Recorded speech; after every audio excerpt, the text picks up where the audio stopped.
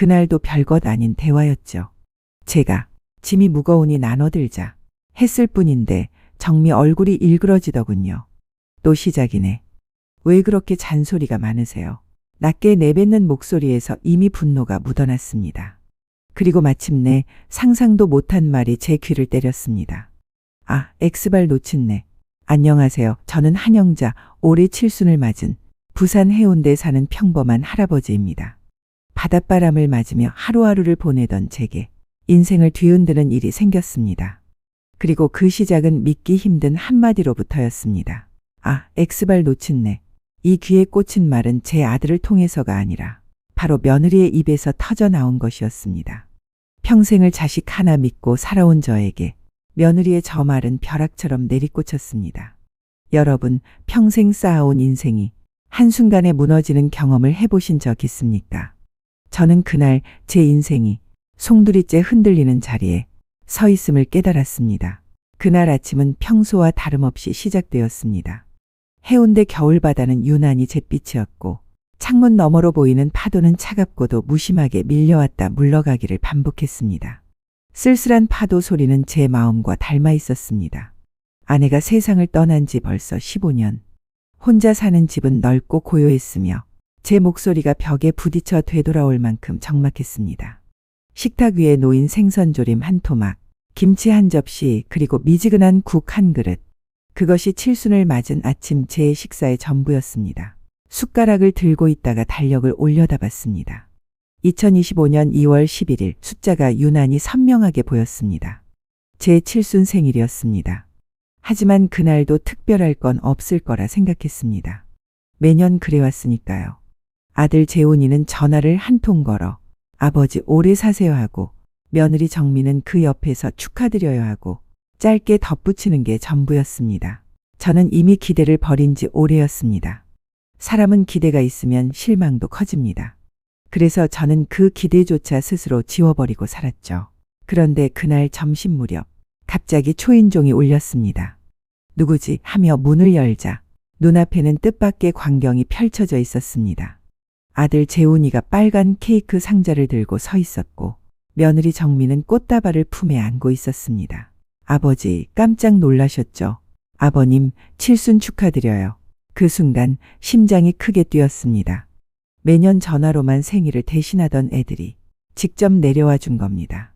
부산 해운대까지, 그것도 제 칠순을 챙기러 왔다니. 눈물이 핑 돌았습니다. 케이크를 자르고 차를 마시며 이야기를 나누었습니다. 그런데 기쁨에 젖어 있던 제 가슴을 덜컥 내려앉게 하는 말이 이어졌습니다. 아버님, 사실 오늘은 선물이 따로 있어요. 칠순 기념으로 해외여행 같이 가려고 해요. 순간 귀를 의심했습니다. 해외여행이라니. 평생 비행기 타본 적 없는 저에게 그건 꿈만 같은 일이었습니다. 여기 보세요. 동남아 리조트인데 바다도 예쁘고 음식도 맛있대요. 화면 속 사진은 눈이 부셨습니다. 푸른 바다, 하얀 모래에 반짝이는 수영장. 제 속 깊은 곳에서부터 벅찬 감정이 치밀어 올랐습니다. 평생 가보지 못한 곳을 이제 가게 되는구나. 아들이 약속을 지키는구나. 아버지, 우리가 효도 한번 제대로 해드릴게요. 이번 달 말에 출발이니까 준비해 두세요. 저는 그 말에 고개를 끄덕이며 웃었지만 속으로는 눈물이 차올랐습니다. 드디어 나에게도 이런 날이 오는구나. 그런데 바로 이어진 말이 제 마음을 흔들었습니다. 아버님, 현지에서 쓰실 돈은 환전해 두셔야 해요. 카드보다 현금이 편하거든요. 그 순간 가슴이 쿵 내려앉았습니다. 효도 여행이라는데 왜 제 돈 이야기가 나오는 걸까? 잠시 불편한 기분이 스쳤지만 곧 스스로를 다독였습니다. 아들 부부도 형편이 넉넉하지 않을 테니 함께 여행을 떠나려면 어느 정도는 제가 부담해야겠지, 그렇게 합리화를 했습니다. 그날 밤 저는 오랜만에 웃으며 잠이 들었습니다. 그런데도 가슴 한쪽 구석에서는 설명할 수 없는 불안이 꿈결처럼 맴돌았습니다. 왜 지금일까? 왜 갑자기 효도여행일까? 여러분, 이런 경험 있으십니까? 오랫동안 무심하던 자식이 갑자기 달라졌을 때 기쁘면서도 어쩐지 불안한 마음. 저는 그날 처음으로 자식이 주는 선물이 꼭 축복만은 아닐 수도 있다는 생각을 하게 되었습니다. 여행 당일이 다가오자 제 마음은 들뜬 동시에 불안했습니다. 평생 처음으로 비행기를 탄다는 설렘이 있었지만 그 설렘 사이사이로 알 수 없는 그림자가 드리워져 있었습니다. 아침부터 준비를 서두르며 거울을 들여다봤습니다. 새 양복을 꺼내 입고 구두를 반짝이도록 닦았습니다. 속으로는 재훈이가 아버지를 자랑스러워할까 하는 기대가 조금 있었습니다. 부산역에서 KTX를 타고 서울로 향했습니다. 열차 안 풍경은 분주했지만 제 눈에는 아들 부부의 모습만 들어왔습니다. 그런데 묘하게도 둘은 내내 귓속말을 주고받으며 속삭이고 있었습니다. 저는 애써 웃으며 물었습니다. 무슨 얘기를 그렇게 재미있게 하냐? 나도 좀 끼워줘라. 재훈이는 황급히 손사래를 치며 대답했습니다. 아버지, 별거 아니에요. 그냥 여행 일정 얘기하는 거예요. 순간적으로 서운한 기분이 들었지만 곧 내가 괜히 예민한가 보다 하고 넘겼습니다. 그러나 여러분, 혹시 이런 경험 있으신가요? 가까운 가족이면서도 대화의 중심에서 밀려날 때 느껴지는 그 미묘한 고립감. 그 작은 틈이 나중에 큰 균열이 되리라. 저는 그때 알지 못했습니다. 인천공항에 도착했을 때는 더 낯선 상황이 벌어졌습니다. 체크인 카운터에서 며느리 정미가 말했습니다. 아버님, 저희는 이쪽 줄에서 해야 해요. 게이트 앞에서 다시 만나요. 이상했습니다. 여권과 표를 바꿔보니 제 좌석은 3포디, 맨 뒤쪽 이코노미석이었고 재훈이와 정미는 비즈니스석이었습니다. 아니, 왜 좌석이 이렇게 다르지? 같이 앉는 줄 알았는데 정미가 태연하게 웃으며 말했습니다. 아버님, 저희는 일찍 예약해서 비즈니스석이 남아 있었어요. 아버님은 늦게 예약하셔서 어쩔 수 없었어요. 이코노미도 충분히 편하네요. 순간 제 가슴이 철렁 내려앉았습니다. 효도 여행이라더니 정작 저는 뒷좌석에 혼자 앉아야 한다는 현실. 마음속에 설명할 수 없는 서운함이 파도처럼 밀려왔습니다. 비행기가 이륙하자 두 사람은 고개조차 돌리지 않았습니다. 저는 구름 사이를 가르며 날아가는 창밖 풍경을 보며 스스로 위로했습니다. 그래, 효도라는 게 꼭 옆에 앉는 건 아니지. 여행을 데려온 것만 해도 고마운 거야. 하지만 그 위로가 오래가지 못했습니다. 현지 공항에 도착해 택시를 타고 도착한 곳은 반짝이는 리조트가 아니라 어두운 골목 끝 허름한 게스트하우스였습니다. 낡은 간판이 삐걱거렸고 건물 외벽은 곰팡이가 슬어 있었습니다. 여기가 호텔이야. 제가 묻자 정미가 무심히 대답했습니다. 아버님, 요즘 이런 게 유행이에요. 로컬 감성을 느낄 수 있죠. 방에 들어서자 곰팡이 냄새가 훅 끼쳤습니다. 삐걱거리는 침대, 벽지가 군데군데 벗겨진 벽, 녹슨 수도꼭지, 차마 앉기도 힘든 의자에 털썩 주저앉으며 속으로 중얼거렸습니다. 이게 정말 칠순 효도 여행이라고. 그날 저녁 아들 부부는 레스토랑으로 향했고 저는 혼자 근처 노점에서 국수 한 그릇을 먹었습니다. 가족 단위로 즐겁게 식사하는 여행객들 사이에서 혼자 젓가락질을 하며 고개를 숙였습니다. 그 순간 저는 뼈저리게 느꼈습니다. 효도 여행이란 이름 아래 사실상 혼자 버려진 거라는 거려. 노점에서 돌아오는 길 뒷골목에서 정미 목소리가 또 들렸습니다. 아휴, 같이 다니니까 너무 숨 막혀. 왜 저렇게 붙어 다니는 거야? 진짜 피곤해 죽겠네. 그 말에 다리가 풀려 잠시 멈춰섰습니다. 아들조차 말리지 않고 고개만 끄덕이는 모습이 눈에 들어왔습니다. 그 순간 제 가슴은 더 깊은 고립 속으로 가라앉았습니다. 비가 내리던 밤, 천장에서는 빗물이 새어 방바닥이 축축해졌습니다. 잠을 설치던 중 옆방에서 두 사람의 대화가 흘러나왔습니다. 이왕 온 김에 얘기하자. 이번이 기회야. 정미의 목소리가 날카롭게 갈라졌습니다. 그래도 너무 성급하면 아버지가 의심하실 거야. 재훈이의 불안한 목소리. 무슨 의심이야? 아파트 팔아서 상가 투자하면 아버지도 편하게 사시는 거라니까. 그 말을 듣는 순간 제 머릿속에 번개가 내리쳤습니다. 제 아파트 내 평생의 터전. 그것이 바로 이 여행의 진짜 목적이었던 겁니다. 여러분, 순간적으로 숨이 막히는 경험을 해보셨나요? 사랑하는 자식이 내 삶의 전부였는데 그 자식이 사실은 내 재산을 노리고 있었다는 사실을 깨닫는 순간 저는 몸이 얼어붙고 귀에서 심장 박동 소리가 쿵쾅거렸습니다. 그날 밤 나는 천장을 바라보며 좀처럼 눈을 감을 수 없었습니다. 방 안에는 빗물이 떨어지는 소리가 톡톡 울려 퍼졌고 그 울림은 마치 내 가슴을 두드리며 오래된 기억을 하나둘 꺼내 놓았습니다. 나는 평생을 가족을 위해 살아왔습니다. 해운대 중동에 작은 아파트를 마련했을 때가 아직도 생생합니다. 그 집은 단순한 벽과 지붕이 아니었습니다. 아내와 내가 함께 흘린 땀과 눈물, 희망이 고스란히 담긴 보금자리였죠. 그 집에서 재훈이가 태어나 울음소리를 터뜨렸고 어린 시절에는 집 안을 뛰어다니며 웃음을 뿌렸습니다. 나는 그런 아들의 모습을 보며 늘 다짐했죠. 무슨 일이 있어도 저 아이만큼은 굶기지 말자. 저 아이만큼은 공부를 계속하게 하자. 아내는 늘 말했습니다. 여보, 우리 조금 힘들어도 괜찮아. 재훈이만 잘 키우면 돼요. 이 집이 언젠가 아이한테 가장 든든한 버팀목이 될 거예요. 그 말이 나를 버티게 한 힘이었습니다. 그래서 낮에는 공장에서 밤에는 택시 운전으로 돈을 벌었습니다. 눈꺼풀이 천근만근 내려앉아도 핸들을 놓을 수 없었던 이유는 단 하나, 아들에게 더 나은 내일을 만들어주고 싶다는 마음이었죠.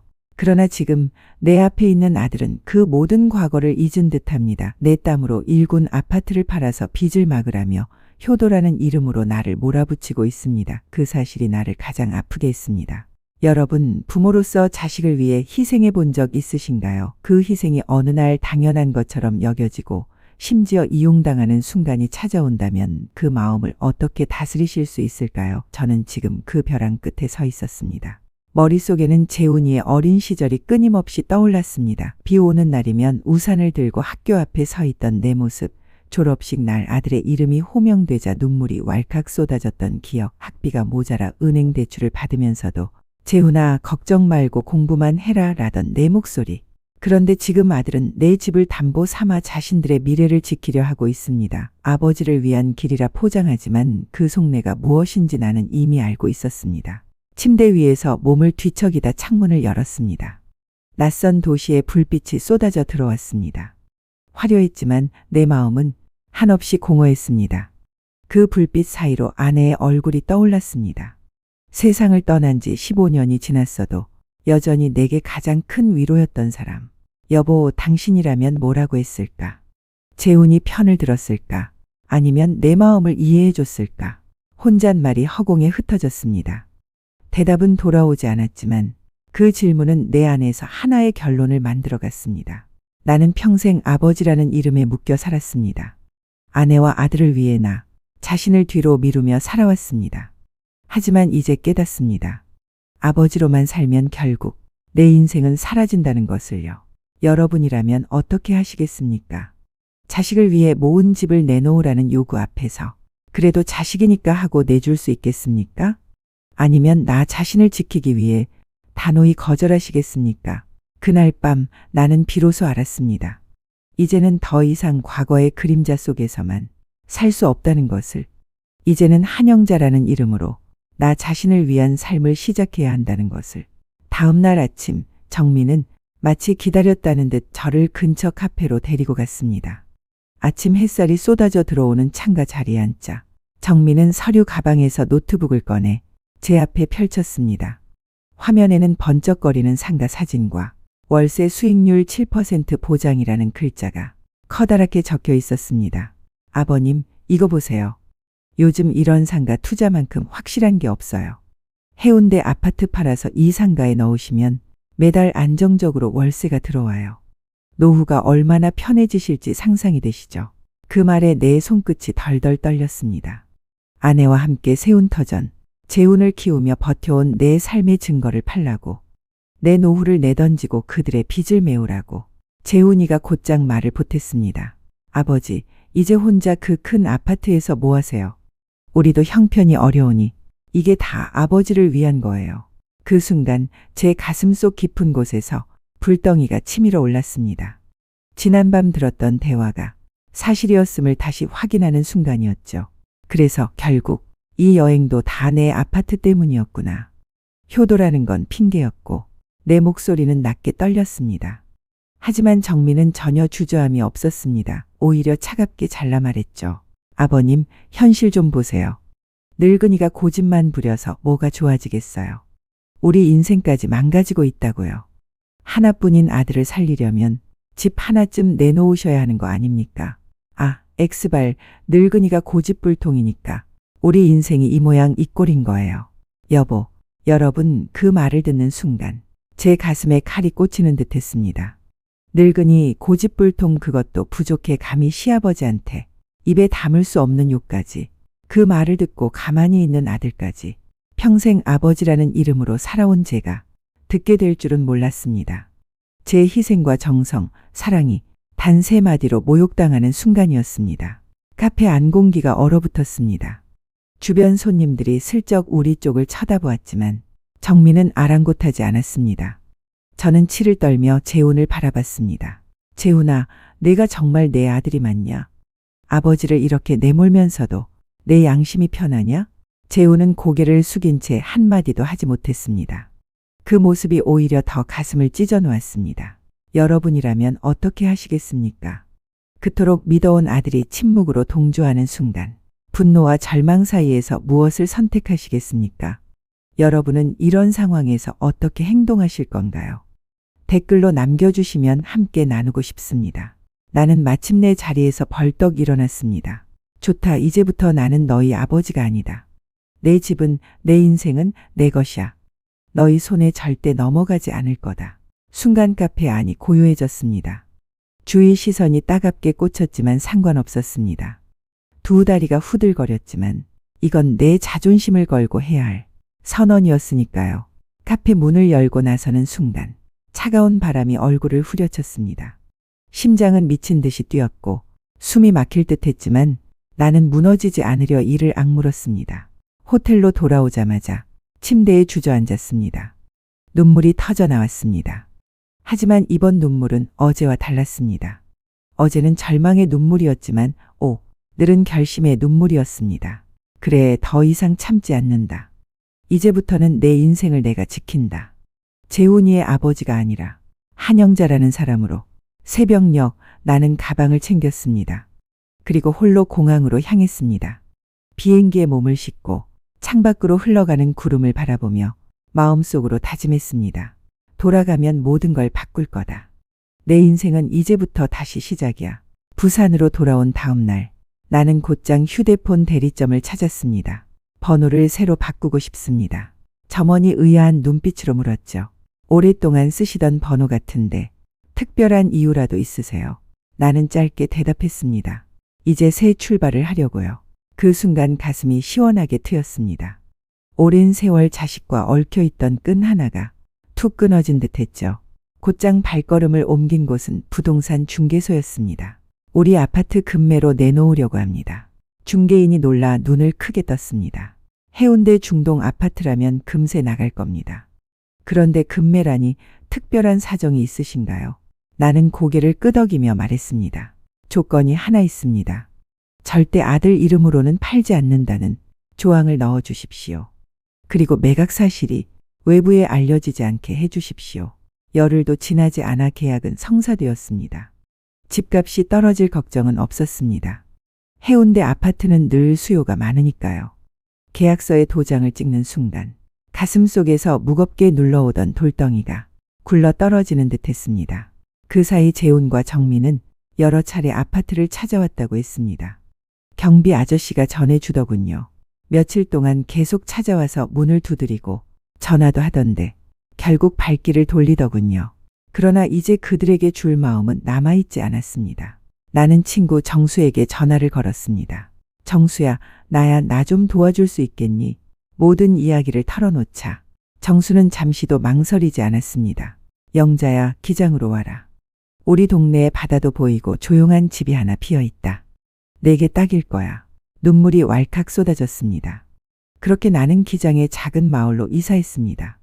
오래된 짐들은 대부분 정리하고 꼭 필요한 것만 챙겼습니다. 남은 가구와 물건들은 기부했습니다. 한평생 모은 것들을 내려놓는 게 쉽지는 않았지만 이상하게도 마음은 후련했습니다. 기장에서의 첫 아침, 파도 소리에 눈을 떴습니다. 창문을 열자 바닷바람이 얼굴을 스쳤습니다. 갈매기 울음소리, 소금기 섞인 공기, 모래사장을 쓰다듬는 파도, 그 모든 것이 내게 환영한다고 속삭이는 듯했습니다. 좋은 아침이네, 영자야. 마당에는 정수가 감 몇 알을 들고 서 있었습니다. 우리 집 감나무에서 딴 거다. 아침에 하나 먹어라. 그 감을 한 입 베어 물었을 때 달콤한 과즙이 입안 가득 퍼졌습니다. 이런 소소한 행복이 이렇게 귀한 줄 그제야 알았습니다. 며칠 뒤 나는 마을 복지관을 찾아갔습니다. 아이들에게 옛날 이야기를 들려주는 봉사활동에 참여하게 되었죠. 할아버지, 또 이야기해 주세요. 아이들의 맑은 눈빛과 웃음소리에 마음이 따뜻해졌습니다. 나는 여전히 누군가에게 필요한 존재라는 것을 이제야 실감했습니다. 시간은 흘렀습니다. 어느 날 변호사에게서 전화가 걸려왔습니다. 한영자님, 유 원장과 내용 증명이 잘 전달됐습니다. 아드님이 찾아왔지만 법적으로 아무 권리가 없음을 명확히 설명해 두었습니다. 나는 안도의 한숨을 내쉬며 말했습니다. 정말 감사합니다. 이제야 마음이 놓입니다. 여러분, 제 이야기를 들으며 어떤 생각이 드셨나요? 자식을 끊는다는 게 쉬운 일은 아닙니다. 하지만 부모의 인생도 존중받아야 하지 않겠습니까? 효도란 강요가 아니라 마음에서 우러나와야 진짜가 아닐까요? 그 후로 재우는 몇 차례 더 나를 찾으러 왔다고 들었습니다. 그러나 나는 만나지 않았습니다. 이미 새로운 가족을 만났으니까요. 마을 사람들, 복지관 아이들, 그리고 정수. 이들이 이제 나의 진짜 가족이었습니다.